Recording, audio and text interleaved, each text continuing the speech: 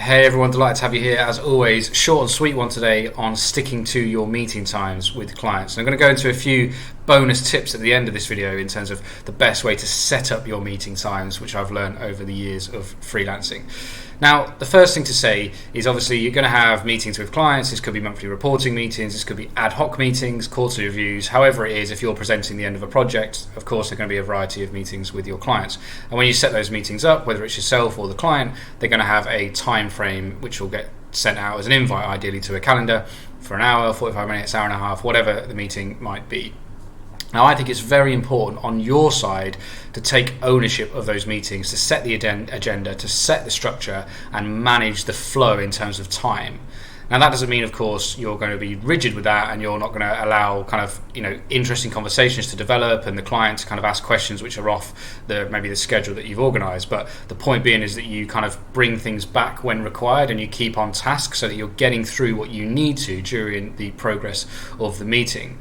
And the key point here is that you're respecting your client's time. So if you have an hour for a meeting, you will do everything you can to get through what you need to within that hour, but also to ensure as you're getting close, you might say, we've just got 10 minutes, I'm mindful of your time, let's do the wrap up or let's do the next steps, the actions, or we need to cover this before we finish the meeting, for example. And there are a few things to this. You could look at that and think, oh, that's a little bit like what was your client, you should just, you shouldn't rush things and you should give them as much time as they want. But actually it's respecting their time, because your clients are going to be busy people, probably because they're hiring you because they don't have time to obviously deliver the skill or the service that you're providing.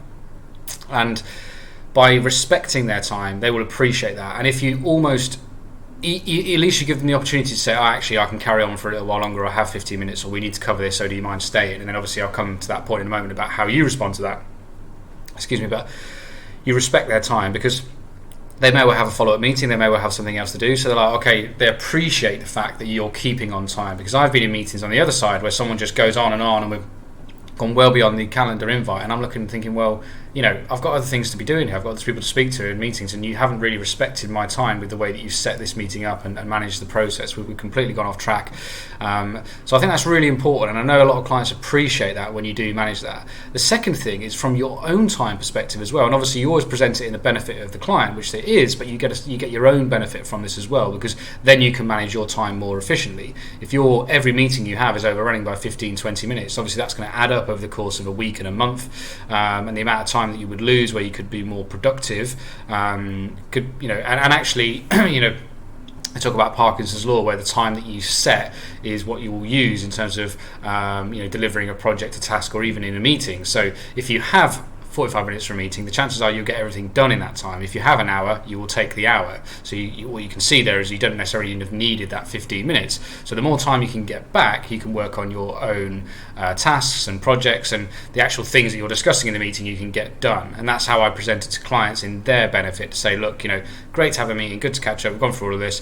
Now, we're going to spend the time actually delivering on what we discussed here. And my final point here, a little tip that I fairly recently actually transitioned to as well, is I used to have a default of booking in hour-long meetings just because that was the default setting in my calendar. And as I said before, because they were an hour long, you end up using the whole time just because that's available.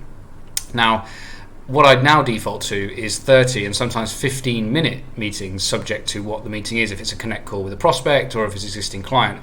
But as I said before, 9 times out of 10, I'll be able to complete everything I need and the client will get everything they need within the 30 minutes. I've saved myself half an hour. My schedule's a lot freer, so I can take on more opportunities, more meetings as required, and I've lost very little. So that little shift, if you're still just booking automatically 90-minute, 60-minute meetings, you can shift it to much shorter times and you will lose nothing and probably gain quite a lot.